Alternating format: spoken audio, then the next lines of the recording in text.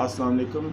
तो topic of the day is structure of molecule unit 4।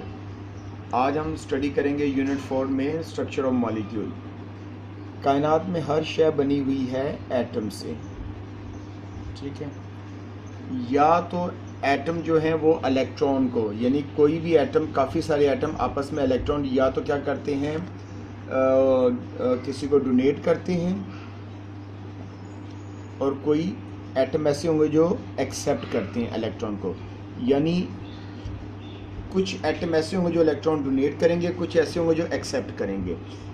Donate या accept करने के नतीजे में बनते हैं आयंस, और आयंस आपस में मिलकर बना देते हैं कंपाउंड, ठीक है बेटा। नेक्स्ट, अगर एटम इलेक्ट्रॉन शेयर करें, यानी काफ़ी सारे एटम, 2 या मोर देन 2 एटम जो है आपस में इलेक्ट्रॉन शेयर करें, तो इनके नतीजे में बनता है मॉलिक्यूल। इनके नतीजे में बनता है मॉलिक्यूल, जो हमारा स्ट्रक्चर ऑफ मॉलिक्यूल जो हमारा टॉपिक है। इसका मतलब है जब काफ़ी सारे 2 या 2 से ज़्यादा एटम्स इलेक्ट्रॉन शेयर करें तो उनके नतीजे में मॉलिक्यूल बनता है। ये बात याद रखिएगा, वो फोर्सेस जो एटम्स को मॉलिक्यूल में बांध के रखती हैं, बाउंड रखती हैं, उन फोर्सेस को, यानी वो फोर्सेस जो एटम को मॉलिक्यूल में रखती हैं, उन फोर्सेस को हम कहते हैं केमिकल फोर्सेस। केमिकल फोर्सेस, इन केमिकल फोर्सेस की वजह से एक मॉलिक्यूल में एटम जुड़े रहते हैं। जैसे ये एक मॉलिक्यूल है H2O का, HCl का, ठीक है। अब गौर से देखें, ये बेसिकली हाइड्रोजन, ऑक्सीजन, हाइड्रोजन, ये हाइड्रोजन एंड क्लोरीन। अब ये जो फोर्सेस जो इनको आपस में जोड़े रखी हुई है, इन फोर्सेस को हम क्या कहेंगे? केमिकल फोर्सेस, ठीक है। अब अगला हमारा टॉपिक क्या है, आगे हम देखते हैं कि एटम क्यों जुड़ना चाहता है, क्यों बॉन्ड बनाना चाहता है, क्यों फोर्सेस को कॉल करता है। पहला क्वेश्चन है, why do atom form chemical bond? Chemical bond, question ये है, एटम को क्या जरूरत पड़ी है आपस में एक दूसरे के साथ जुड़ने की? तो याद रखिएगा, इसका आंसर है स्टेबिलिटी। हर एटम चाहता है स्टेबिलिटी।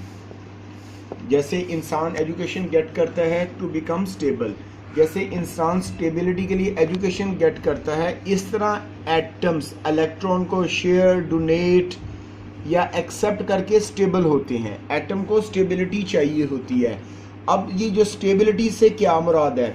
स्टेबिलिटी से मुराद है कि एटम्स जो हैं वो अपनी इलेक्ट्रॉनिक कन्फिग्रेशन इक्वल करना चाहते हैं किसके? नोबल गैसेस के। नोबल गैसेस के, यानी एटम चाहते हैं कि उनकी इलेक्ट्रॉनिक कन्फिग्रेशन किसके इक्वल हो जाए? नोबल गैसेस के। यानी कि जितनी भी नोबल गैसेस हैं, इनके वैलेंस शेल के अंदर जितनी भी नोबल गैसेस हैं, या तो 2 इलेक्ट्रॉन होंगे या 8 इलेक्ट्रॉन होंगे। किसी भी नोबल गैस, इसलिए ये नोबल गैसेस नॉन रिएक्टिव होती हैं, इसीलिए इनको नोबल गैसेस कहा जाता है। ये नॉन रिएक्टिव होती है, वजह इनका आउटर मोस्ट शेल कंप्लीट होता है, या तो 2 है या 8 इलेक्ट्रॉन है, इस वजह से उनको रिएक्ट करने की जरूरत नहीं है।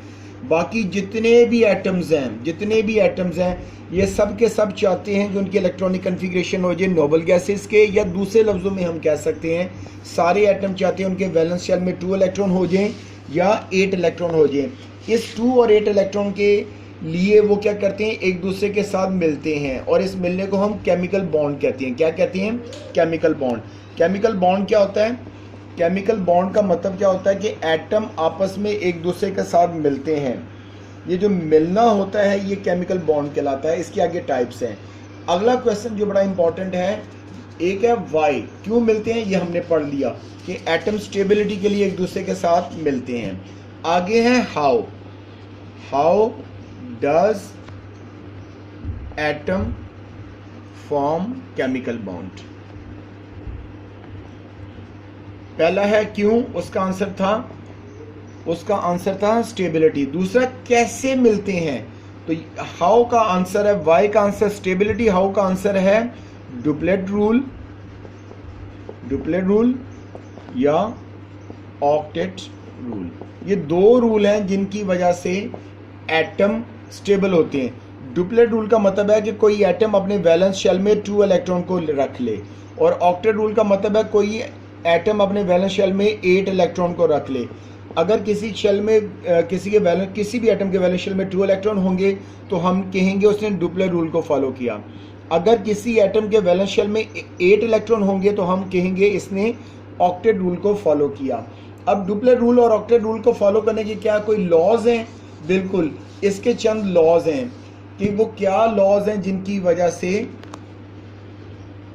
इलेक्ट्रॉन है। पहला, अगर किसी एटम के वैलेंस शेल में, यानी इसका क्वेश्चन ये बनता है कि जो 8 इलेक्ट्रॉन हैं, अगर किसी के पास 8 इलेक्ट्रॉन्स हैं तो वो कैसे अकोमोडेट होंगे, कैसे अकोमोडेशन होगी उनकी, यानी 8 इलेक्ट्रॉन की कैसे अकोमोडेशन। पहला, अगर 3 या लेस देन 3 इलेक्ट्रॉन होंगे, अगर 3 या 3 से कम इलेक्ट्रॉन होंगे तो वो अपने वैलेंस शेल के इलेक्ट्रॉन को क्या करेंगे, डोनेट। पहला है, अगर 3 या 3 से कम इलेक्ट्रॉन होंगे तो वो एटम क्या करेगा, अपने इलेक्ट्रॉन को डोनेट कर देगा। दूसरा, अगर वो गेन कब करेगा, अगर 5 या मोर देन 5 हो।